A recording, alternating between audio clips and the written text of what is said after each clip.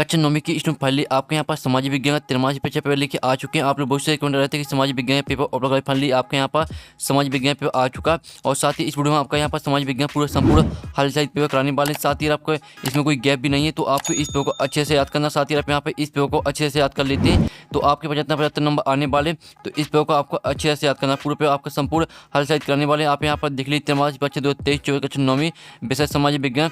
ठीक है, समय आपका 3 घंटे का रहेगा और निर्देश आते सही प्रश्न हल करना अनिवार्य है। दूसरा आता प्रश्न के बाद 1 से 5 तक वस्तुनिष्ठ प्रश्न जिनके लिए यहाँ पर 30 अंक निर्धारित हैं। तो आपके यहाँ पर निर्देश आते हैं तो आप यहाँ पर निर्देश भी पढ़ सकते हैं। ठीक है, पूरा पेपर आपका यहाँ पर संपूर्ण हल सहित कराने वाले। तो चलिए जो आपका पेपर है वो देख लेते हैं। उससे पहले वीडियो को लाइक और चैनल को सब्सक्राइब कर लीजिए, क्योंकि पेपर लाने में बहुत ज़्यादा मेहनत लगती है। तो आप यहाँ पर देख लीजिए आपके पेपर तो यहाँ पर आते हैं 6 नंबर के, सही विकल्प चुन के लिए 6 नंबर के आते हैं। तो आपको ध्यान से देखना और साथ ही सुनना, जिससे पूरे ऑब्जेक्ट है वो आपको यहीं पर याद कर लेना। ठीक है, तो आप यहाँ पर देख लीजिए कर्क रेखा भारत की कितने राज्यों से होकर गुजरती है। तो आपका आता 8, ब आता 7 और 7 11 और द आता 9। तो यहाँ पर कर्क रेखा भारत के कितने राज्यों से होकर गुजरती है, तो इसका आंसर आपका यहाँ पर देख लीजिए आ हो जाएगा 8।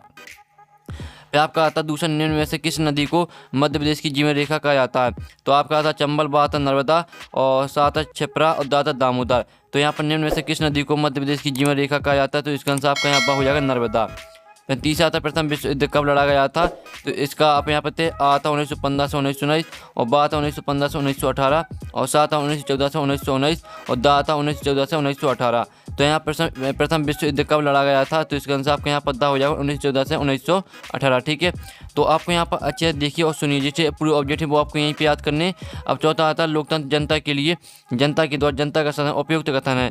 तो आपका था अब्राहम लिंकन, ब आता मिस्टर चर्चिल और 7 प्रो लास्की और द आता प्रो गार्नर। तो यहाँ पर लोकतंत्र जनता के लिए, जनता के द्वारा जनता का शासन उपयुक्त कथन है। तो इसका आंसर आपका यहाँ पर आ हो जाएगा अब्राहम लिंकन। फिर आपका 5वां आता संविधान सभा के अध्यक्ष थे।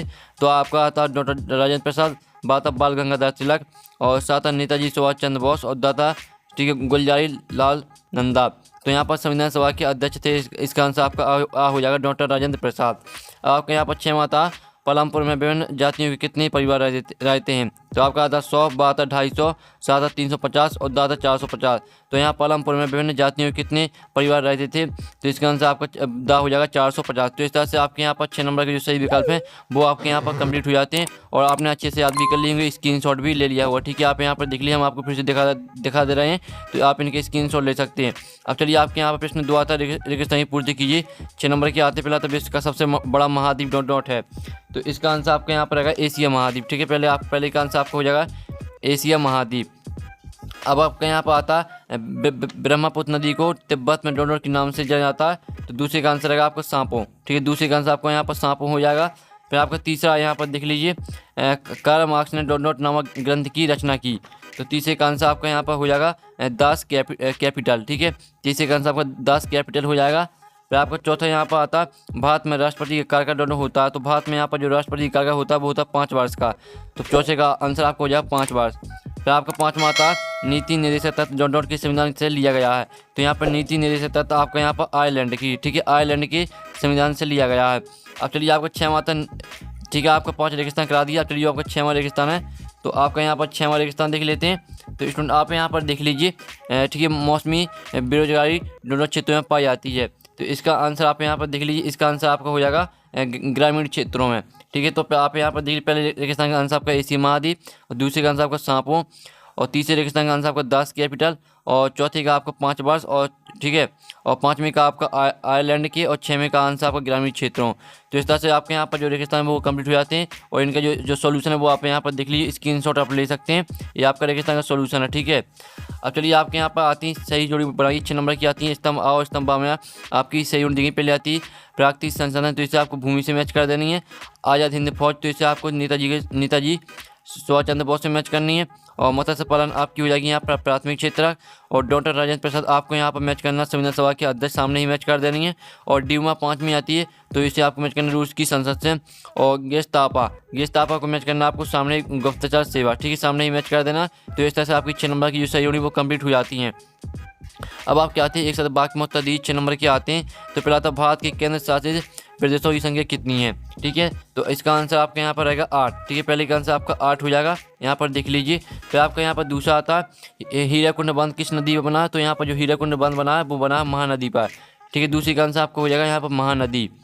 फिर आपका तीसरा आता है सामूहिक खेतों को किस नाम से जाना जाता है, तो यहाँ पर सामूहिक खेतों को सामूहिक कृषि के नाम से जाना जाता है। ठीक है, तीसरे का आंसर आपको हो जाएगा सामूहिक कृषि। अब आपके यहाँ पर चौथा आता है अर्थव्यवस्था को कितने क्षेत्रों में बांटा गया, तो अर्थव्यवस्था को यहाँ पर 3 क्षेत्रों में बांटा गया, आपका प्राथमिक, द्वितीयक और तृतीयक। ठीक है, आपका प्राथमिक, द्वितीयक और तृतीयक आपका तीसरे का आंसर यहाँ पर हो जाएगा चौथे का। ठीक है, चौथे का आंसर हो जाएगा।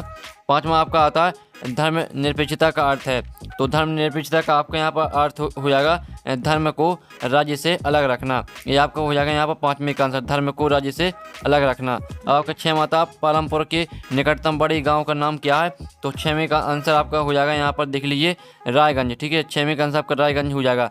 तो पहले का आंसर आपका 8 हो जाएगा, दूसरे का आंसर आपका महानदी हो जाएगा, और तीसरे का आंसर आपका सामूहिक कृषि हो जाएगा, चौथे का आंसर आपका प्राथमिक, द्वितीयक और तृतीयक हो जाएगा। ठीक है, और आप यहाँ पर पाँचवीं का आंसर आपका हो जाएगा धर्म को राज्य से अलग रखना, ये आपका रहेगा यहाँ पर पाँचवीं का आंसर, और छठवें का आंसर आपको हो जाएगा रायगंज।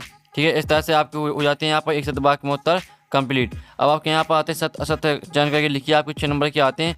तो भारत में दक्षिण में हिंद महासागर स्थित, पहला आपका सत्य रहेगा, और ब्रह्मपुत्र नदी को बांग्लादेश में जमुना के नाम से जाना जाता है, ये आपका सत्य रहेगा।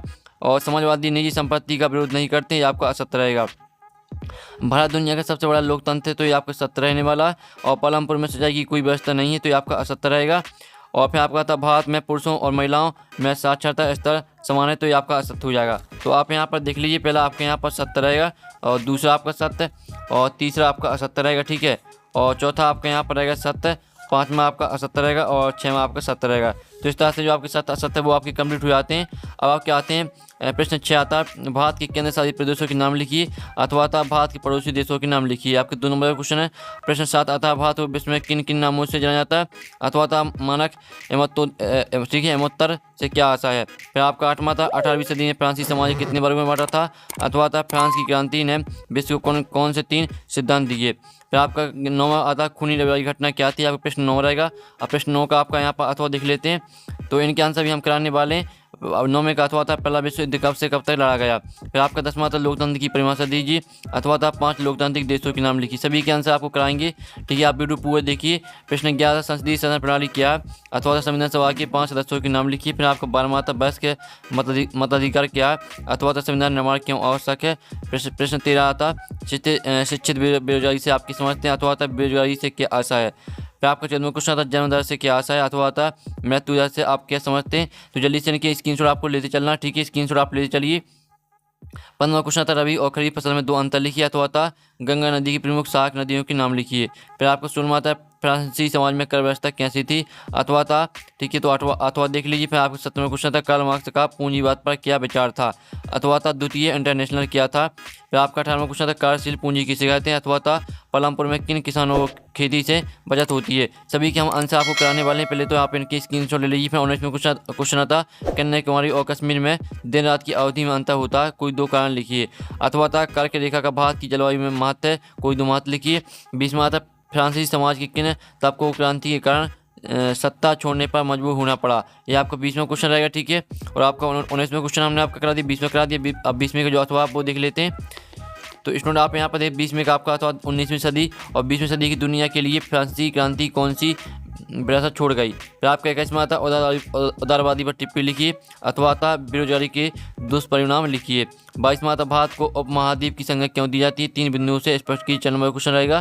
फिर अथवा आता हिंद महासागर में भारत की केंद्रीय स्थिति होने के कोई 3 लाभ लिखिए। 23वां आता भारत में निरंतरता के क्या कारण है लिखिए। अथवा था राष्ट्रीय ग्रामीण रोजगार गारंटी अधिनियम क्या है, इसकी प्रमुख विशेषताओं को समझाइए। आपका 4 नंबर का रहेगा। तो इस तरह से आपका पूरा यहाँ पर पेपर जो कंप्लीट वो हो जाता है। और साथ ही जो इसका सॉल्यूशन आपका यहाँ पर आपको मिल जाएगा टेलीग्राम ग्रुप में, और टेलीग्राम ग्रुप की लिंक वीडियो के डिस्क्रिप्शन दी रखी जाएगी आप यहाँ पर। और टेलीग्राम ग्रुप ज्वाइन कर लीजिए, आपको टेलीग्राम ग्रुप में पूरी पेपर का जो सॉल्यूशन है वो मिल जाएगा। ठीक है, तो हम यहाँ पर नेक्स्ट वीडियो में मिलते हैं। जब तक के लिए टेक इन, बाय बाय।